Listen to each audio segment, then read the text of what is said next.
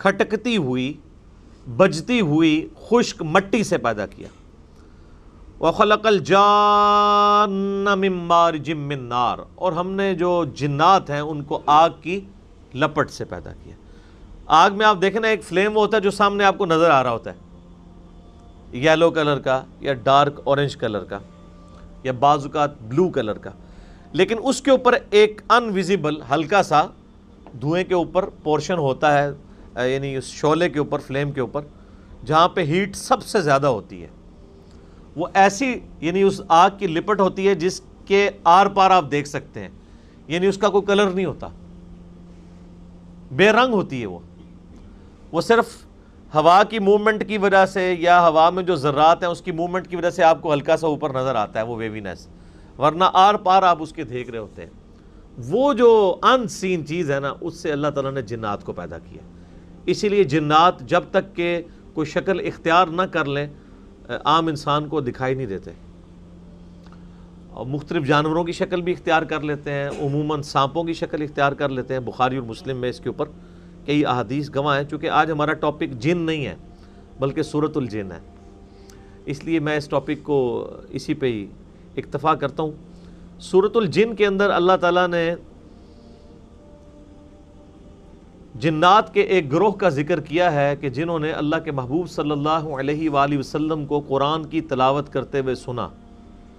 اور بس ایک ہی دفعہ انہوں نے سنا اور ایمان قبول کر لیا۔ یعنی انسان کی جب نیچر پرورٹڈ نہ ہو، کسی جن کی نیچر پرورٹڈ نہ ہو، تو اس کے لیے سچائی کے چند بول بھی کافی ہوتے ہیں سچائی کو قبول کرنے کے لیے۔ یہاں پر اس کا ذکر ہے کہ اے نبی علیہ السلام فرما دیجئے میری طرف اللہ کی طرف سے ایک وحی کی گئی ہے کہ جنوں کے ایک گروہ نے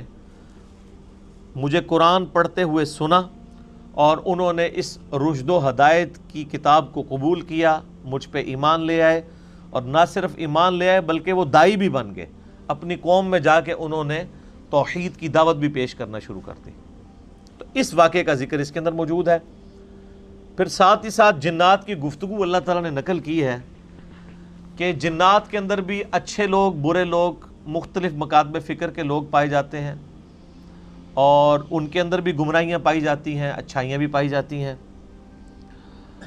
بلکہ جو جنات سے واقف ہیں وہ جانتے ہیں کہ سنی جن بھی ہوتے ہیں، شیعہ جن بھی ہوتے ہیں، سنیوں میں بھی بریلوی دیوبندی اہل حدیث جن بھی ہوتے ہیں، اور شاید علمی کتابی بھی ہوتے ہوں، وہ اللہ کو پتہ ہے۔ تو یعنی انسانوں کے ساتھ عموماً ان کی انٹریکشن نہیں ہوتی۔ بہرحال یہاں پہ بھی آپ دیکھ لیں کہ نبی علیہ السلام کو یہ بات پتہ نہیں چلی تھی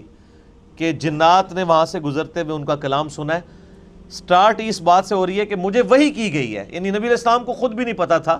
چونکہ نظر نہیں آ رہے تھے۔ ویسے تو بعض کا جنات سامنے آ بھی جاتے تھے، نبی علیہ السلام چونکہ پیغمبر ہیں، جنات اور انسان دونوں کی طرف، انسانوں کے پیغمبر ہی جنات کے پیغمبر بھی ہوتے ہیں، بیک وقت دونوں مخلوقات کی طرف اللہ تعالیٰ مبعوث فرماتا ہے۔ پھر اس میں توحید کے اوپر جو مبنی ان کی گفتگو ہے وہ کلاس کی گفتگو ہے۔ میں کہتا ہوں نہیں، اتنے زبردست انداز میں انہوں نے دعوت توحید پیش کی ہے، اور اسی صورت کے اندر ایک بڑی مشہور آیت آئے گی وَأَنَّ الْمَسَاجِدَ لِلَّهِ فَلَا تَدْعُوا مَعَ اللَّهِ أَحَدًا، اور یہ کہ مسجدیں خاص اللہ کے لیے ہیں، اللہ کے علاوہ کسی اور کو وہاں نہ پکارو۔ یعنی یہ سخت ترین آیت ہے قرآن پاک کی پکارنے کے اعتبار سے۔ اس کے اوپر انشاءاللہ جب وہ آیت آئے گی میں تھوڑی ڈیٹیل ڈسکشن بھی کروں گا۔ اور پھر اس سورت کا آغاز بھی اس بات سے ہوا کہ فرما دیجئے مجھ پر وحی آئی ہے کہ جنات کے گروہ نے میرا قرآن سنا ہے۔ یعنی میرا جو علم الغیب ہے وہ ڈیپینڈنٹ ہے اس بات کے اوپر کہ اللہ وحی کے ذریعے مجھے غیبی خبریں دیتا ہے، اور اس سورت کا اینڈ بھی علم غیب کے عقیدے کے اوپر ہوگا کہ اللہ کی یہ شان نہیں ہے کہ وہ غیب کے اوپر کسی کو اطلاع دے سوائے اپنے رسولوں کے، اور پھر ان کے گرد بھی حفاظت مقرر کر دیتا ہے